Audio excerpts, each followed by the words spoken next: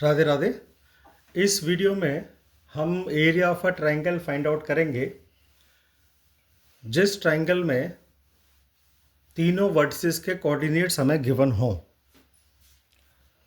Suppose हमारे पास में एक ट्रायंगल है और इस ट्रायंगल को हमने नेम कर दिया, मान लीजिए ABC, और इस ट्रायंगल के जो वर्टिसेस हैं सपोज उनके कोऑर्डिनेट्स दिए हुए हैं x1 y1, x2 y2, x3 y3। तो जो एरिया ऑफ ट्रायंगल ABC हमें मिलेगा उसका एक्सप्रेशन होगा 1/2 mode this coordinate x1 y2 minus y3 plus x2 y3 minus y1 plus x3 y1 minus y2। यहाँ पर इस फॉर्मूले में जो भी टर्म्स आई हैं उनके पैटर्न को समझते हैं। यहाँ पर हमें ये देखना है कि ब्रैकेट के अंदर जो भी टर्म आई हैं वो y की टर्म्स हैं, तो हम y की टर्म्स को लिख लेते हैं। Suppose y1 y2 y3। अब हमें ये ध्यान रखना है कि पहली बात तो जो भी y1 y2 y3 टर्म है इनके रोटेशन को हम क्लॉक या एंटी क्लॉक किसी भी एक वे में फॉलो करेंगे। हम इन्हें क्लॉक वाइज भी ले सकते हैं या फिर एंटी क्लॉक वाइज भी ले सकते हैं। मान लीजिए हमने एंटी क्लॉक वाइज रोटेशन को फॉलो किया तो y1 माइनस y2 लेना है, y2 माइनस y3 लेना है और y3 माइनस y1 लेना है। इसके साथ ही ये ध्यान रखना है कि ये जो टर्म आ रहे हैं 1 और 2, y1 और y2 आ चुके हैं तो उसके साथ में हम x1 और x2 नहीं लेंगे, हम इसके साथ लेंगे x3। यहाँ पर y2 और y3 आया हुआ है तो हम इसके साथ x2 या x3 ना लेकर हम इसके साथ लेंगे x1। और यहाँ पर ये y1 और y3 आया हुआ है तो इसके साथ में हम x1 या x3 ना लेकर हम यहाँ पर लेंगे x2। अब इस फॉर्मूले से हम इसको ज़रा कंपैरिजन करते हैं। यहाँ पर हमने लिया है x1, ये गया x1, तो x1 के साथ हमने लिया है y2 माइनस y3।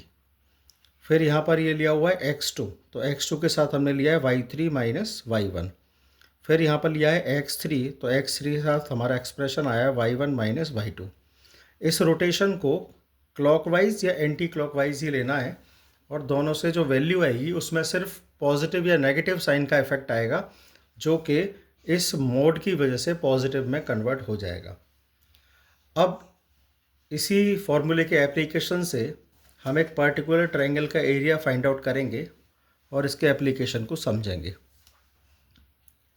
सपोज कीजिए एक ट्रायंगल दिया हुआ है जिसका हमें एरिया फाइंड आउट करना है and the name of the triangle is PQR।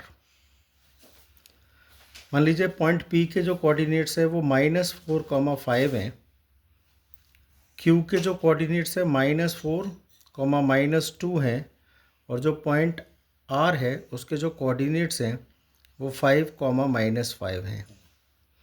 तो area of triangle PQR will be 1/2। अब हम बिना फॉर्मूले लिखे सिर्फ पैटर्न के बेस पर इसका एरिया फाइंड आउट करेंगे।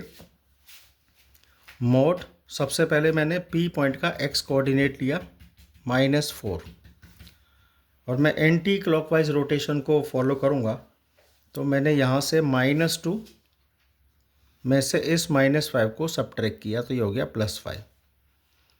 फिर हमने पॉइंट Q के कोऑर्डिनेट को लिया -4।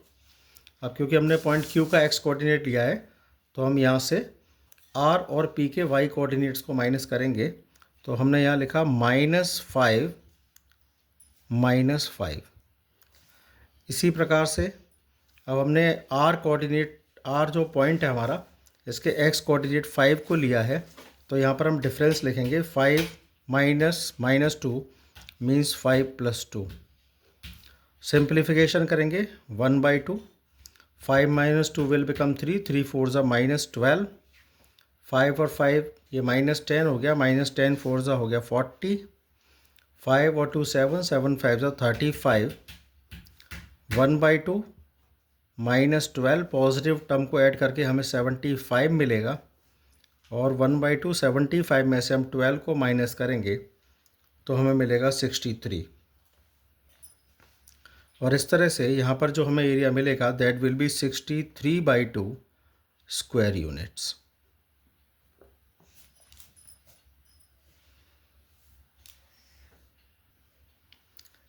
इसी फॉर्मूले के बेस पर अब आपको एक ट्रायंगल का एरिया फाइंड आउट करना है, और इसका आंसर कमेंट में देना है। मान लीजिए ट्रायंगल है और इस ट्रायंगल के कोऑर्डिनेट्स हैं -4, 5, 0, 7 and 5, -5. So find the area of this triangle and please answer in the comment box. Keep on watching. Thank you.